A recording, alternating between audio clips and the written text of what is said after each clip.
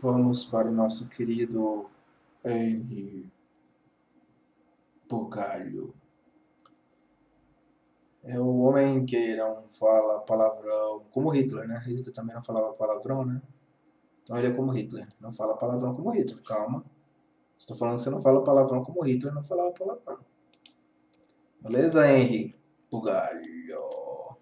Argumentos. Então eu quero falar sobre isso um pouco, né? Fazer uma tréplica. Mas antes de entrar nesse ponto, muitos professores universitários estão me contactando. Seguinte, eu acelerei também, é óbvio. Que eu não vou ficar escutando esse cara também por questão de copyright. E ele vai falar aqui sobre as falácias lá do vídeo lá do Nando Moura lá. Vamos ver aqui. Aqui, me escrever nos comentários e no e-mail também, pedindo autorização para usar esses vídeos sobre argumentação aqui, sobre as falácias, em aula, em sala de aula. É claro que vocês podem usar, gente, vocês podem levar para sala de aula isso aqui, porque, primeiro, que me deixa muito feliz. Caraca, Não é a primeira vez que professores usam meu material em sala de aula, meu então me deixa muito feliz isso Deus. de fato, porque é um reconhecimento do trabalho bem feito. E fiquem de olho também, porque eu pretendo fazer mais vídeos sobre esse assunto, não apenas sobre erros lógicos, não apenas sobre falácias, não apenas sobre maus argumentos como o do Nando Moura e do Olavo, mas também sobre bons argumentos também. Claro, os seus são ótimos, né? Você usa ad hominem onde não existe. Você fala de ad hominem onde existe, você acha que todo xingamento é ad hominem. Você não consegue distinguir um xingamento por xingar de um xingamento ad hominem.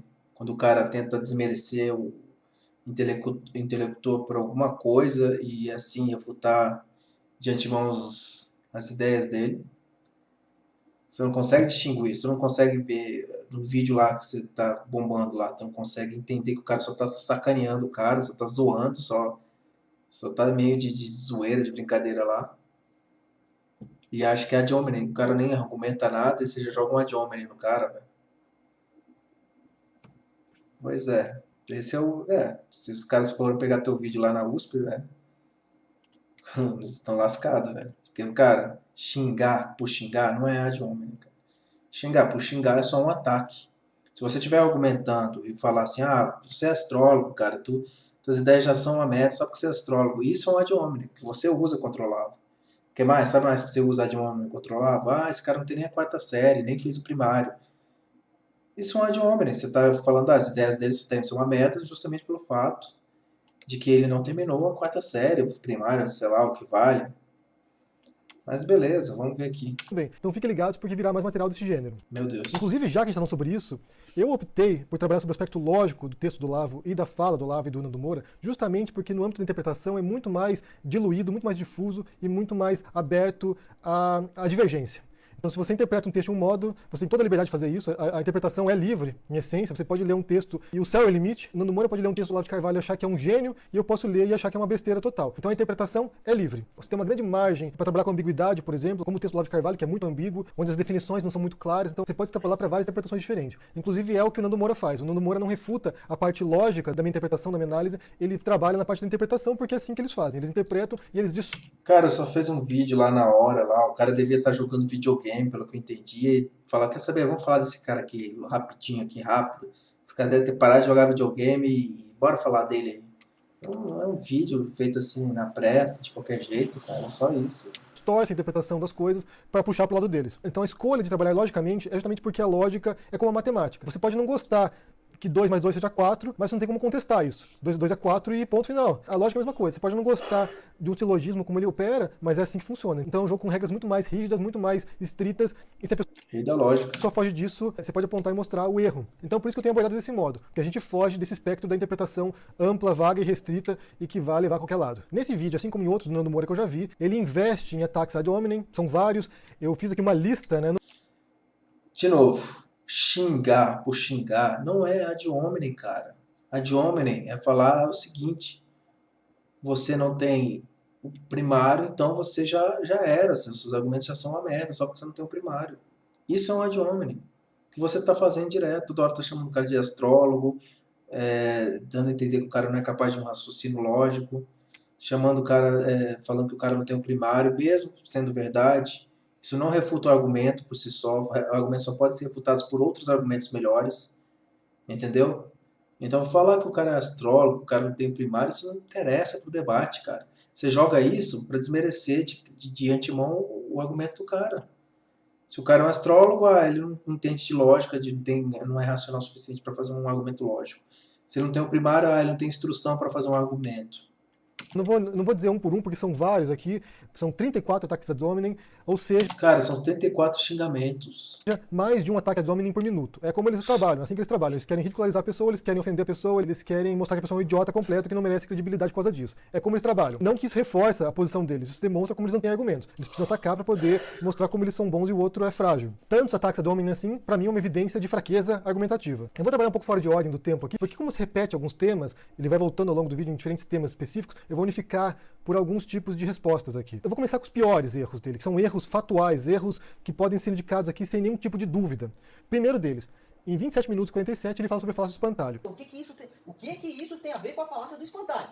A falácia do espantalho é quando você constrói um inimigo fantasioso, você diz aquilo que ele não fez, aquilo que ele não falou, e aí você bate nesse inimigo. O Nando Moura faz constantemente falando Aí ele realmente errou.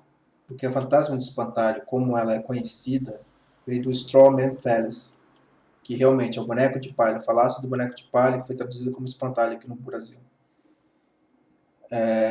Nisso ele errou mesmo, mas é muito fácil errar nesse sentido aí, porque existe uma ad hominem que você cria um espantalho, não uma falácia do espantalho, você cria um espantalho da pessoa para depois jogar um ad hominem. Existe uma falácia assim, que aliás é a falácia do eu não debato com fascistas, entendeu?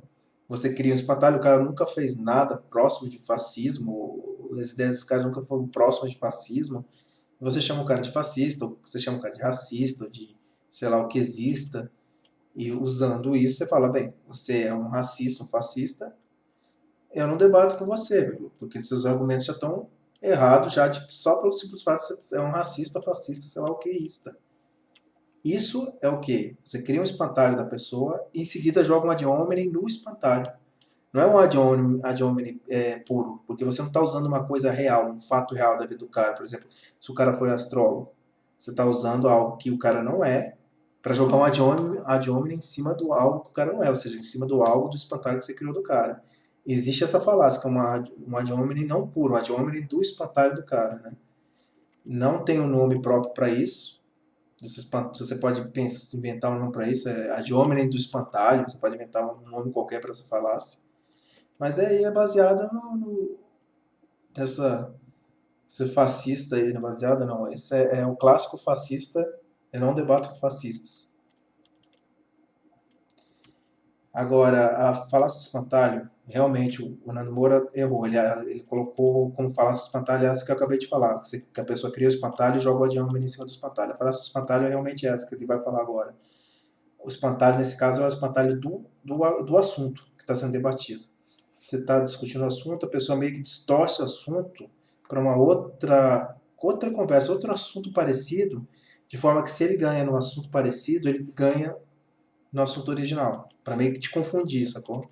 sobre isso, sobre essa falácia do espantalho, falando incorretamente sobre isso. Nesse vídeo aqui, ele tenta me ridicularizar. Ele mostra explicando o que é a falácia do espantalho e ele apresenta a versão dele. Ele diz o seguinte, pra ele, né, a falácia do espantalho é quando você constrói um inimigo fantasioso e bate nesse inimigo. Essa é uma definição incorreta, Nando Moura, completamente incorreta. Como eu sei disso? Porque eu já... Não é correto, porque o Strawman Fallacy realmente o espantalho não é da pessoa, o espantalho é da ideia que está sendo debatido. Mas se confunde, né? Porque essa tradução espantalho, o nome que se deu para essa aí, não achei muito bom, não. Eu, pessoalmente, chamo falácia de desvio de argumento ou desvio de assunto. Eu, pessoalmente, chamo a falácia de espantalho de desvio do argumento ou desvio do assunto. já li o artigo do Douglas Walton, The Strawman Fallacy, que é a pessoa que formalizou essa falácia. Foi ele que normatizou essa falácia. E aqui no texto dele, que eu vou deixar na descrição o artigo do Douglas Walton para vocês lerem, ele diz o seguinte, olha, o que é a falácia do espantalho?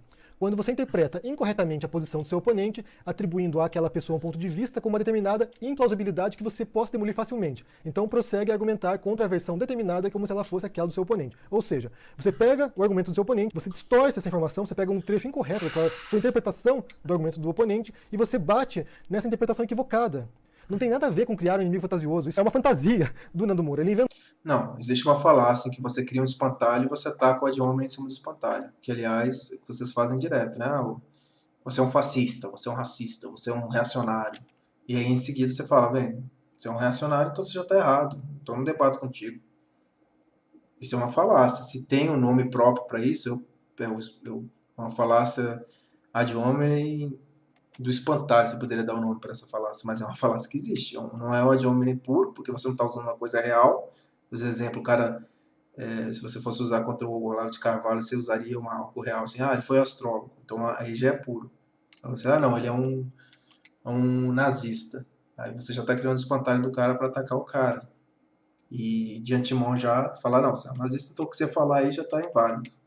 Tentou isso e tem defendido há anos. E eu já vi pessoas. Cara, só foi uma confusão, cara. Só foi uma confusão que qualquer pessoa que não tá, que nunca leu formalmente o nome das falácias, porque, cara, o cara lá pegou uma falácia e deu nome para isso. Eu posso dar outro nome para a mesma falácia. Isso é só um nome que o cara lá deu e que é usado pela maioria das pessoas. Isso não é só uma confusão que o cara fez, mas a falácia em que você cria um espantalho da pessoa e joga um ad hominem em cima do espantalho da pessoa existe. Agora eu não sei se tem um nome próprio, eu nunca vi um nome próprio para ela. Eu nunca chamei isso, para mim assim, ad hominem, eu chamo só de ad hominem, mas ad hominem não puro, porque você criou uma mentira, em cima dessa mentira você está jogando um ad hominem. Outros youtubers usando a mesma definição do Nando Moura, incorreta. Então, se você quer saber a definição de fato do que é a falácia do espantalho, leia o artigo do Douglas Walton, que foi quem codificou essa falácia. É a única maneira de evitar o erro, é recorrer às fontes, recorrer aos artigos de fato, a quem criou a informação, a quem escreveu os... Ele criou só o nome, cara. A falácia sempre existiu. Ele só deu um nome de falácia do boneco de palha, que é traduzido para o português como falácia do espantalho. Você pode dar, não, eu, como já disse, eu chamo falácia de desvio de assunto.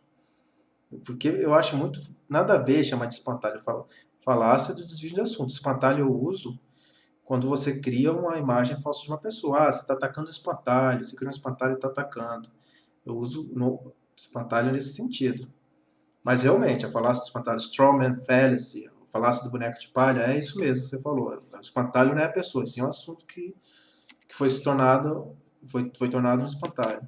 Os livros que são fontes confiáveis. Não adianta recorrer a delírios e a distorções, que é o que eles fazem o tempo. Não é delírio, cara, o cara só se confundiu, velho. Mas a falácia em que você cria mentira e ataca com ad hominem uma mentira, uma versão falsa da pessoa, existe, né? Só que não tem um nome próprio.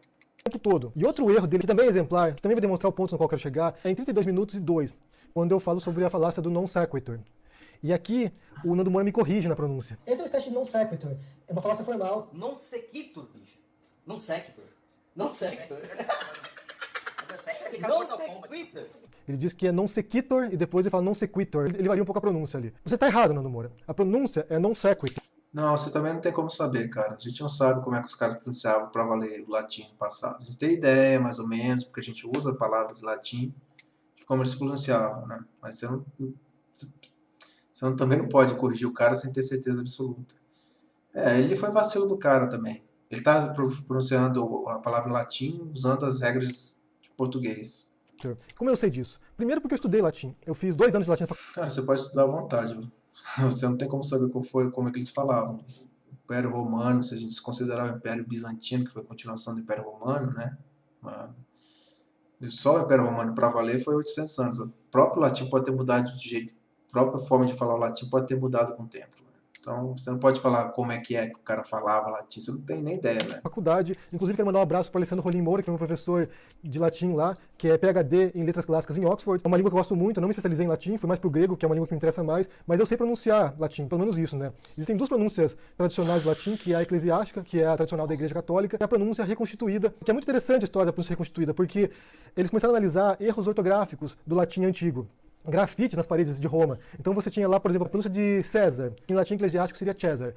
Eles começaram a observar nos muros, escrito incorretamente essa palavra, e descobriram que a pronúncia, provavelmente a pronúncia original do latim na antiguidade, era Kaiser. Tanto que disso deriva a palavra alemã Kaiser, que era o monarca alemão. Então a pronúncia reconstituída visa pronunciar o latim como ele era provavelmente, possivelmente, na antiguidade. Então, no latim, tanto eclesiástico quanto reconstituído... Mas mesmo assim, cara, você não tem como saber como é que os caras se pronunciaram, velho.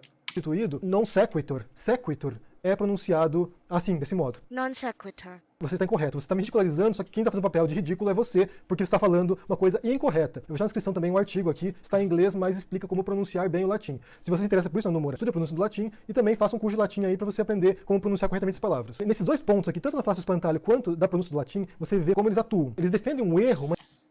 Agora, realmente, o cara não devia ter jogado aquela ali sem ter certeza, né? Mas ele... Só que é o que eu tô falando, cara. O cara pegou o vídeo lá, fez na hora de qualquer... acho que ele tava jogando videogame. Falei, não, quer saber, vamos zoar esse cara. O cara fez de qualquer jeito. Aí o vídeo acaba saindo assim mesmo, você acaba falando merda mesmo. Não é nada demais também. Uma incorreção com tanta certeza, com tanta convicção, que eles passam a impressão que eles estão certos e os outros estão errados. Então isso aqui é o maior perigo de influenciadores como Nando Moura, por exemplo. Porque eles têm uma mensagem tóxica, uma mensagem incorreta e que influencia milhões de jovens no Brasil. Um outro caso parecido foi o caso da refutação do Leão e da Nilce, quando o Nando Moura afirmou que o nazismo era de esquerda. Então o Leão e a Nilce foram lá e mostraram como o Nando Moura não tinha lido os livros que ele disse que tinha lido. Então é isso. É alguém que defende uma ideia equivocada com tanta certeza que passa a ser verdade. É aquela mentira repetida que se torna verdade. Nesses dois casos aqui, falácio espantalho e a pronúncia do latim, o Nando Moura está objetivamente incorreto, completamente equivocado. E você pode conferir na descrição os artigos. Ele mesmo que não tivesse lido o livro, mas lido o fragmento do livro em outra publicação, não muda em nada o argumento inicial do cara para dizer que o nazismo é de esquerda, tá? Afinal de contas, nacional-socialismo é o que? Direita? Socialismo virou direita? Para você conferir o que é a mensagem correta. É importante que você recorra a uma fonte confiável, gente. Isso é fundamental para o conhecimento. Se você pega autores revisionistas, autores que defendem teorias conspiratórias, como o Olavo de Carvalho faz, por exemplo, a chance de você incorrer no erro é muito maior, é muito grande. Direita a ver os autores esquerdistas. Um outro caso também que ele apela para o ridículo, né, que ele tenta me ridicularizar, é em 32 e 35, quando ele pega uma falácia que eu exponho ali do Olavo de Carvalho, né, que é a negação do antecedente, e ele diz que eu busquei na Wikipedia. Ele vai lá, faz uma busca no Google e encontra lá o silogismo para tentar me ridicularizar, como se eu tivesse buscado na Wikipedia. Na Wikipédia. Quer ver, ó? Se A, portanto, B é falso, logo B é falso. Ó, quer ver, ó? Se A, portanto, B é falso. E quem popularizou isso aqui foi o próprio Olavo, né? Wiki. Negação do antecedente. Ele pegou do Wikipédia, cara. Pegou do Wikipédia, mano. Olha só que bosta. Isso aqui é uma demonstração de alguém que nunca abriu um livro de lógica na vida. Porque esses exemplos, Nando Moura, são canônicos. Qualquer livro que você pegar de lógica e de falácias também, vão mostrar exemplos muito parecidos ou os mesmos exemplos. Se você pegar, por exemplo, o livro aqui, Attacking Faulty Reasoning, tem um capítulo no qual ele fala sobre falácias de inferência dedutiva. O exemplo que ele usa para negação do antecedente é o seguinte: se A então B, premissa, e não A, premissa, portanto, não B, conclusão. Esse é um exemplo de um livro de lógica. Outro site que eu utilizo também, que se chama Logically Fallacious, que tem mais de 300 falácias lógicas, também tem o mesmo exemplo, que é o exemplo que eu utilizei, na verdade. Se P, então Q, não P, portanto, não Q. Esse aqui é um exemplo clássico de lógica. Isso aqui está em qualquer livro de lógica. Não é no Wikipedia. Se você não sabe como a Wikipedia é escrita, o que eles fazem? Porque eu já escrevi artigos para Wikipedia, já contribuí com a Wikipedia, então eu sei como funciona. As pessoas vão lá, consultam um livro de lógica, por exemplo, nesse caso, consultam algum autor clássico e vão lá e fazem um artigo a partir disso. Foi outro vacilo do cara. Realmente, o cara foi fazer ali de qualquer jeito pra zoar o cara, acabou se queimando ali um pouco. Tanto que embaixo dos verbetes você tem as fontes utilizadas. Muitos artigos do Brasil são traduções de artigos em inglês, da Wikipedia em inglês. E esses artigos em inglês partem de fontes em inglês também. Então isso aqui é um exemplo clássico que pode estar em vários manuais de lógica, em diferentes idiomas, em diferentes publicações. E depois ele diz que quem popularizou isso, né, a lógica formal, no Brasil foi o próprio... Não, ele falou que popularizou, começou a usar isso, deixou mais... Como é que é? Difundiu. Não foi ele que criou. Ele falou que o Olavo foi quem difundiu isso, não foi ele que criou. Você já tá aí, você viu? Isso aí é uma falácia do espantalho. Você desviou o assunto, você desviou a realidade do que ele falou para algo que você pode facilmente destruir. Olavo. Isso é um absurdo total. As pessoas estudam lógica há 2.500 anos. Ele não falou que o Olavo inventou a lógica, cara. Aí, viu? Sua falácia do espantalho massa, né? Sua falácia do espantalho. Ele não falou que o Olavo inventou a lógica. Ele falou que ele difundiu essa ideia, essa falácia, o conhecimento da falácia no Brasil. Eu não sei nem se é verdade. Não interessa, cara. Você jogou um espantalho sinistro aí, velho. Falou que ele inventou a lógica. Ele não falou isso, velho. Então não foi o Olavo que inventou. O clássico falácia do espantalho que ele acabou de fazer. O cara falou que o Olavo difundiu a tal falácia no Brasil, o conhecimento de tal falácia no Brasil. O cara vai lá e falou, inventou que ele falou que o Olavo inventou a lógica, inventou as falácias. Descobriu as falácias. Isso não foi o Olavo que levou para o Brasil isso, as pessoas já estudavam na faculdade isso. Não foi o Olavo que levou, velho. Não foi o Olavo que levou, ele difundiu só, cara. Você não entende o que o cara falou? Claro, você deu um falácia do espantalho massa aí no cara aí, velho. Antes do Olavo, você quer existir. Então isso é uma... Pois é, ele só difundiu, ele não criou. Foi isso que ele falou. E você distorceu de propósito para jogar uma falácia do espantalho.